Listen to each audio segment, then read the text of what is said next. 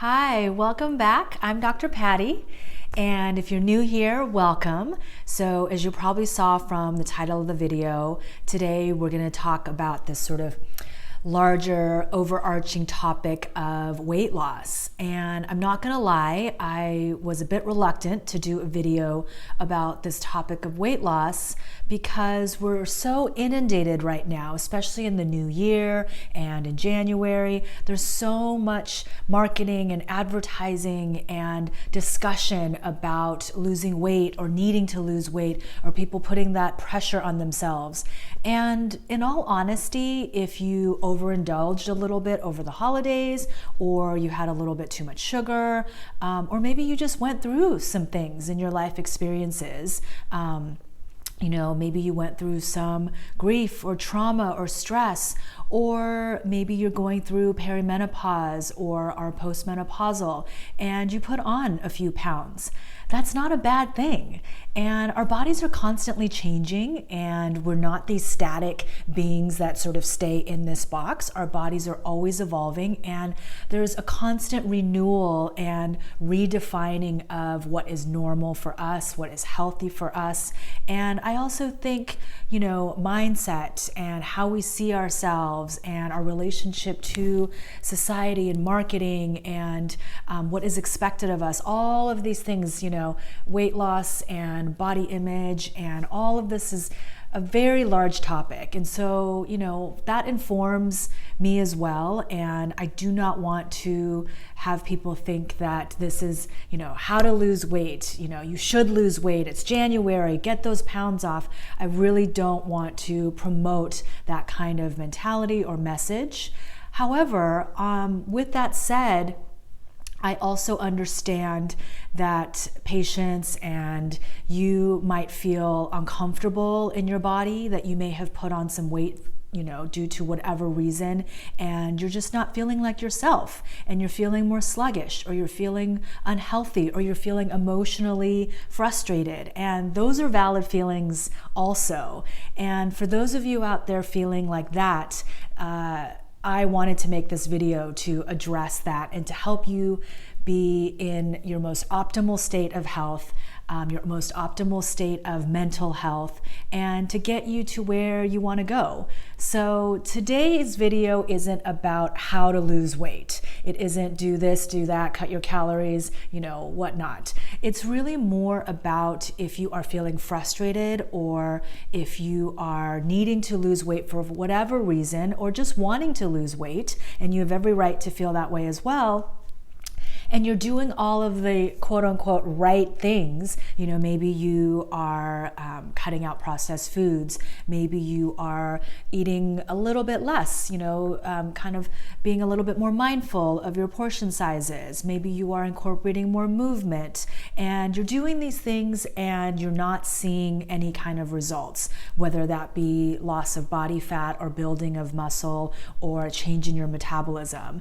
So I want to go over a few things to address, a few things to look at deeper causes, as well as a few things in terms of what you might be doing that might be hindering your progress, essentially, that you may not have even realized, like, oh, I'm doing that, and that might actually be impeding my progress. So this video is going to be more about other areas to look at and shed light on, as well as a little bit of tips and some areas that you might be able to shift a little bit to try to get to where you want to go and have a little bit of progress. So it's kind of a long and big topic. So this is going to be divided into part 1, which you're watching right now. So stay tuned next week for part 2, where I'm going to go a little bit even more in depth and address a few other topics. So let's just dive in. If you, like I said, if you have been doing quote unquote the right things, and for you that might be eating a little bit less, exercising a little bit more, maybe you've cut out some grains or cut down on carbohydrates or refined carbohydrates, and you're really just not seeing any progress.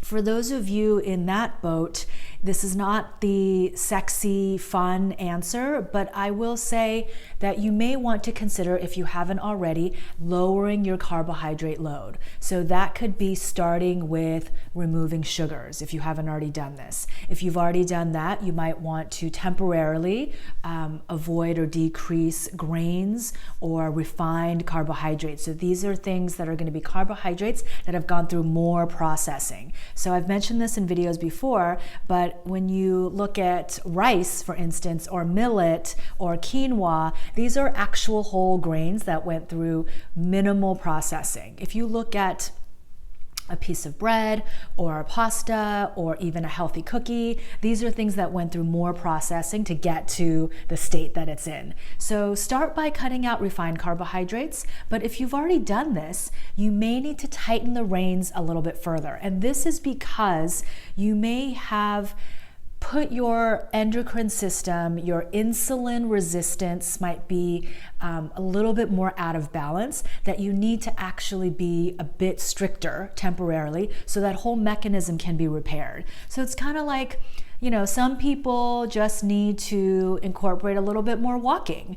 Other people really need to tighten the reins. It's kind of like your car. One car just needs an oil change every 5,000 miles and it's good to go. Another car that's had a lot more wear and tear, that's been kind of abused and taken on a lot of road trips and really, you know, put through the ringer, might need a little bit more maintenance and repair. And our bodies are no different. So if you are someone in your, you know, 30s, 40s, 50s, 60s, and you have had a sugar addiction for a long time, or you've had a long-term, you know, chronic stress, then your insulin resistance might be really in effect. And so your insulin, cortisol, glucagon, blood sugar balance, how your body responds to sugar entering the system, even in healthy forms, may be a little bit out of balance and a little bit more broken, if you will. That's kind of a harsh way of putting it. So it needs a little bit more TLC and a little bit more in-depth time and effort to repair. So for those of you who are experiencing that, you may need to temporarily really tighten the reins on your carbohydrates. And if you might be saying, well, I've already cut out grains and I've already cut out legumes, what else can I do? Again, temporarily, just until you can kind of reset and repair the insulin resistance, you may need to look at how much fruit you are having or what type of fruit you're having. And you may need to even lower temporarily the more starchy vegetables. So staying away from like the green beans and the peas and the carrots and kind of the sweeter vegetables, and really upping your greens and maybe even some bitter greens and a lot of the green vegetables. So number one is, if you haven't already, try lowering your carbs. And there's many different layers of kind of the spectrum of carbs. So starting from refined carbohydrates and sugars, you know, then moving into grains. And if you're already sort of, you know, on a grain-free diet, again, bringing down that fruit and bringing down those starchy vegetables. You know, a perfect example is, you know, the paleo diet is for some people a way of life and to be healthy. And a lot of people don't lose any weight on the paleo diet because they're still having, you know, maybe some blueberries and honey and things that are allowed, sweet potatoes. So if your goal is to shed some weight due to some other health issues that are going on, then again, bring down that carbohydrate load on your system to a point where your whole insulin mechanism can handle what's going on and metabolize properly. And again, this is not forever. It's kind of like putting on a cast so your bone can heal if you break a leg. You want to give your body some rest to repair what's going on with your whole hormonal mechanism, especially in relation to blood sugar. So not the sexiest, not the funnest answer. And moving on from lowering your carbohydrates, number two might be to really look at your stress. Now, when I was in medical school, every year or every semester that we would have finals, I would always put on weight. My diet hadn't changed, my movement hadn't changed, but my stress level skyrocketed. And to that effect, This is not a topic, this is not a video about cholesterol, but my first month of medical school, I had my blood work done and my cholesterol shot up 30 points. 30 points in 1 month as a 22-year-old simply from stress. So everyone says, look at your stress, manage your stress, but I really want to emphasize that whatever it is you're doing to discharge and process and release your stress, you have to be doing it every day.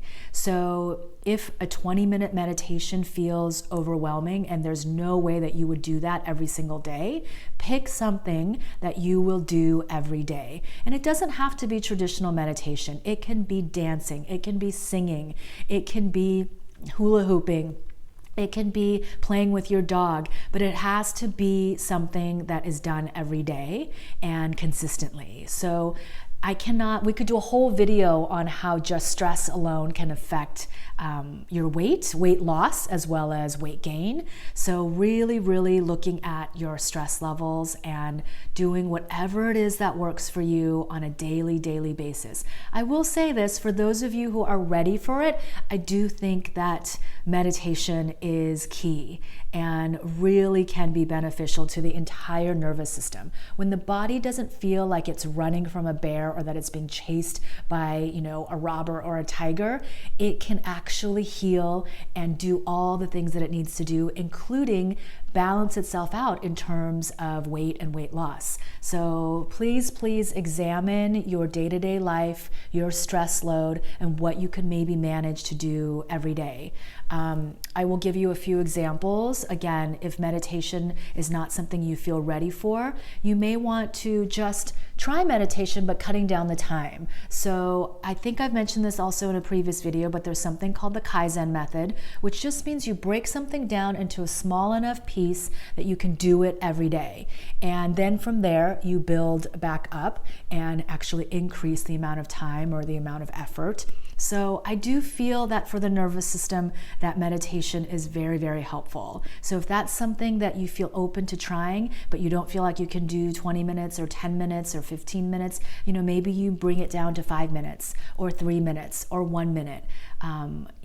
Some deep breathing exercises, laying on the ground outside. There's scientific proof of this practice of earthing and actually absorbing the negative ions from the earth. So maybe you lay in your backyard or your front yard or find a patch of grass in your neighborhood and just breathe for a couple minutes, but do it every day.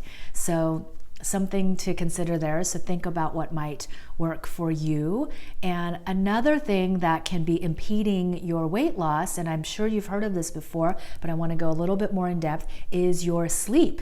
So you might be saying like, oh, my sleep is fine. It's just like I ask my patients in their intake all the time, like, how's your digestion? Fine. Are you pooping every day? No, maybe like every other day. I'm like, I'm sorry, your digestion is not actually fine. So sleep, you want to be aiming for 7 to 9 hours of sleep every night, but you do have to find what is right for you. For some people, 7 is enough. For other people, they really need 8.5. And 8.5 is the magic number, and 7.5 or even 8, which sounds like a big number and a really healthy, night's sleep, might be not enough. And for their physiology, that feels like actually depriving the body of sleep. So you need to do a little bit of tuning in to experiment, maybe on a day that you don't have to get up to go to work, see when your body wants to naturally wake up, things like that, to figure out at what number do I actually feel really good. And there's so much more around sleep research and the sleep cycles and sleep segments and things like that. But to begin with, aim for 7 to 9 hours of sleep. Figure out what is the right amount of sleep for you, because you may need not only more sleep. If you're not sleeping enough, it does affect the hormones that tell your body that I am full and I'm satisfied and we can stop eating this meal. So it can not only sort of unconsciously make you eat more, but it just makes you feel not as full. And then also, if you are chronically tired, even chronically a little bit tired, where you're not like falling asleep at your desk, but you are actually physiologically tired all the time, it's going to be not only easier to eat more sugar, but you're going to actually be craving more sugar as well. And that's just going to make the whole process harder. So you want to have enough sleep, but you also want to be sleeping at the right times. So this is obviously not possible for everyone, depending on, what kind of work hours you have and your lifestyle and things like that. But definitely aiming for a bedtime before midnight. And this has to do with your whole cortisol, melatonin mechanism. And when you go to sleep is almost as, if not as important as how much sleep you're getting. In Chinese medicine, we actually like to say bedtime before 11. So for those of you already doing that, bravo, awesome. Keep up the great work. For those of you who are night owls or who are sleep deprived or who feel like, oh, I just need to check more emails, or I need to do this other thing, really aiming to get that bedtime before midnight and ideally even before 11. So aiming for both of those factors around sleep. And I'm sure you've heard this before, but I just want to reiterate that we do need more sleep for not only cellular repair, but also for weight loss. And it can actually make us gain weight if we are not sleeping enough or at the right time. So another thing as far as nutrition goes, I'm going to kind of go into a few things.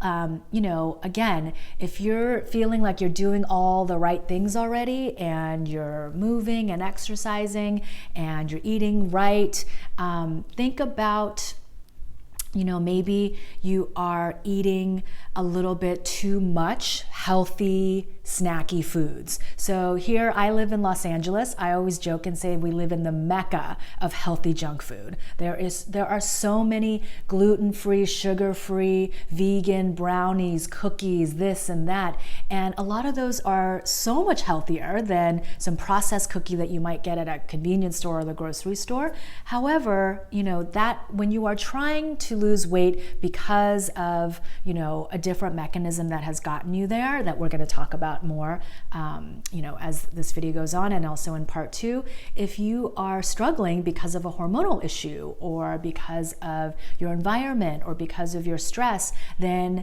you do have to watch just the amount and the quantity and the load and the burden you're putting on yourself in terms of even all of these healthy snacks. So be mindful of that in terms of these healthy sugars like coconut sugar, agave, which actually also should be another video because it's a little bit of a stressor on the liver and it's very high in fructose. So it's not actually the best healthy sugar option, but we see, coconut sugar a lot, we see dates a lot, we see honey a lot, and these are all fine. I'm not saying these are unhealthy, but if you are struggling to lose weight because of things, going on in your system that need a little bit more repair, then temporarily these are things, some aspects to look at in terms of, okay, maybe I need to rein this in or temporarily cut it out until my body is healthy enough to be able to tolerate more things, even healthy foods that I am feeding it. So that's, the main thing. I'm not saying at all that these are bad things or unhealthy by any means, but certain areas that to look at, in case you are kind of overdoing it on the healthy sugars. And kind of along that same vein, this sort of healthy food option, I do find with my patients that sometimes even a lot of healthy takeout, whether that be a deli at like Erewhon or Whole Foods or your local health food store or your local salad place, or your local gluten-free place or what have you. If you're picking up a lot of takeout that seems healthy, sometimes that can really be impeding your weight loss as well, especially because of ingredients that they're using that you may not be familiar with. Maybe they are putting a little bit more calories into the dish. There might be more industrialized oils that are used, like canola oil and vegetable oils, even at healthy places. Definitely at my local health food stores and larger health food chains, they've replaced a lot of healthy oils with more canola oils and these sort of, and they use organic canola oil, but it's still an industrialized oil. So things like that can be cumulative. So again, nothing in health or life, one time, two time, is gonna make a huge impact towards the positive or the negative. But if you are getting quote unquote healthy takeout every day for lunch or every day for dinner or both, that can actually be contributing to a little bit of stuckness in terms of trying to break through and lose a little bit of that weight that you may have gained that you want to lose. So along those lines, in terms of nutrition, be mindful of how many nuts you're eating. So nuts also, very healthy food, full of great protein, great healthy fats, an amazing snack, so great for on so many levels, full of nutrients. But if you are trying to lose weight, you might want to just look at how many nuts you're eating, and it's really easy to kind of just keep mindlessly be eating those nuts and not thinking about how much. And not only that, people think, oh, nuts, it's healthy. But going back to what I was saying about the industrialized oils, you might be picking up roasted nuts or nuts that are cooked in industrialized oils like sunflower oils and canola oils and vegetable oils, grapeseed oils, things like that. So really be mindful of looking at the ingredients. And the best form of nuts would be raw and sprouted. You can either purchase raw sprouted nuts, or you can dehydrate, you can soak them and dehydrate them yourself at home. And if you would like a little instructional video on how to do that and how to sprout your own nuts and how I dehydrate and cook them at home, leave a comment below and we can make a future video of that, of the most healthy version of nuts. So be mindful of how many nuts you are eating and consuming, and maybe kind of bring that down a little bit if you're noticing, oh yeah, I do eat a lot of nuts and I'm sort of eating a lot of like, cashew cheese and handfuls of nuts and roasted nuts and, all of that. So in addition to that, you might want to also look at your dairy intake. So again, not everyone is sensitive to dairy. Dairy is not a taboo food for everybody. For some people, it can contribute to, maybe some acne or some skin issues. It can contribute to digestive issues. It can contribute to maybe even fibrocystic breasts. A lot of things, a lot of health issues that people have. Other people process dairy just perfectly fine. So, this is also very individual, but looking at how much dairy am I consuming? Maybe I am a little bit sensitive. Maybe the dairy is actually creating more bloat in my digestive tract. Maybe it is actually contributing to some difficulty in losing weight when I'm doing everything else, really, kind of going full effort and I'm not seeing the results. So that is something for you to consider. And then kind of along the same lines as, not necessarily like what to eat, things like that, but you do want to look at some point calories. Now, I do feel that weight loss is not strictly a calories in, calories out equation. It is not, just eat less calories than you are burning and you will lose weight. If that were the case, I wouldn't be making this video because everyone would follow that formula and we would all lose weight whenever we wanted. But clearly, it's not just about calories in and calories out. However, I do not deny that calories do play a role, especially at some point. So if you've been on paleo, if you've been on plant-based, if you've been on, no grains, if you're on keto, whatever you are doing to kind of reset your system and just to help you along that weight loss journey, whatever you are doing, look at if you are eating too few calories for one.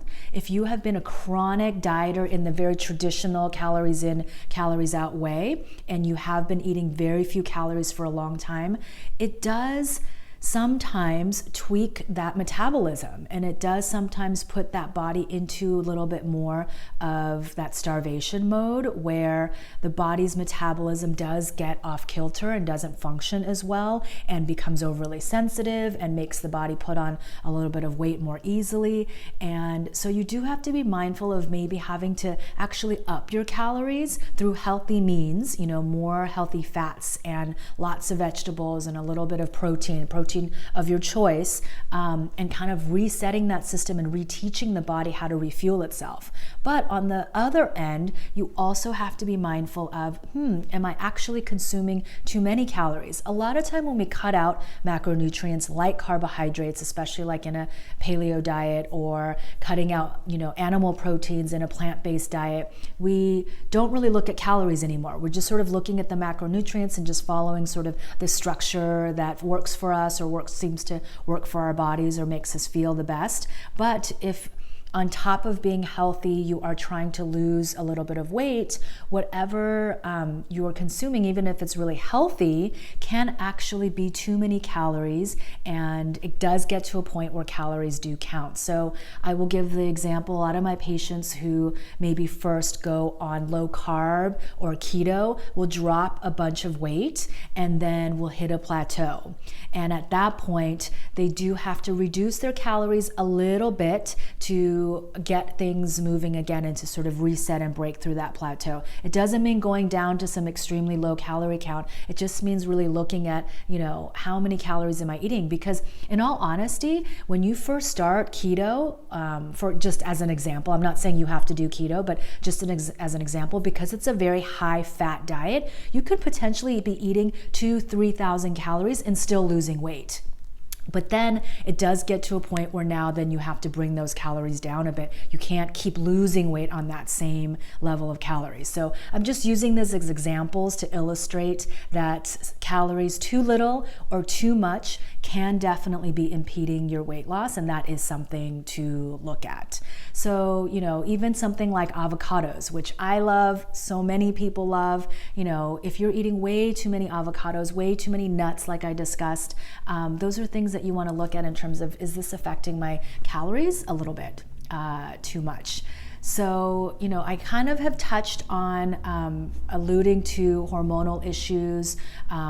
I want to stop the video here for now so you can kind of digest, no pun intended, sort of this information around food and some areas to look at and what you're eating.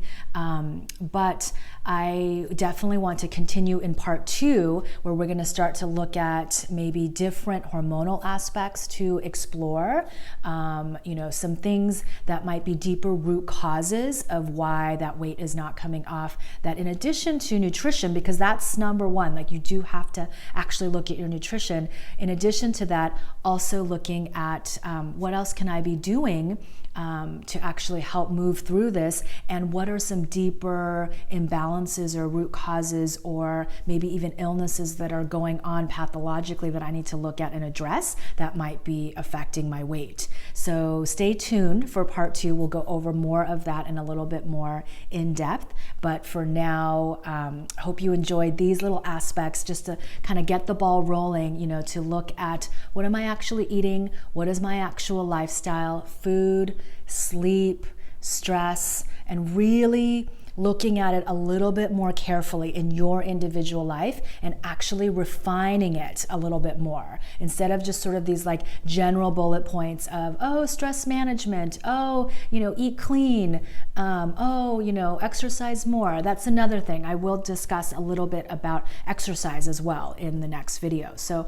first and foremost, focus on what am I actually eating, and are a couple of these things actually stopping me from losing the weight that I want to lose. And again, I cannot emphasize enough that, our bodies change, and whether you went through some kind of trauma, or whether you had lots of fun with your friends and family over the holidays, or just natural aging and our bodies shifting. I really want to impart to you that our bodies change, and if you have gained some weight, this video is not about telling you that you need to lose that weight. It's really okay and perfectly fine to understand that, this is my new body, or this is my new normal, or this is where my health is now.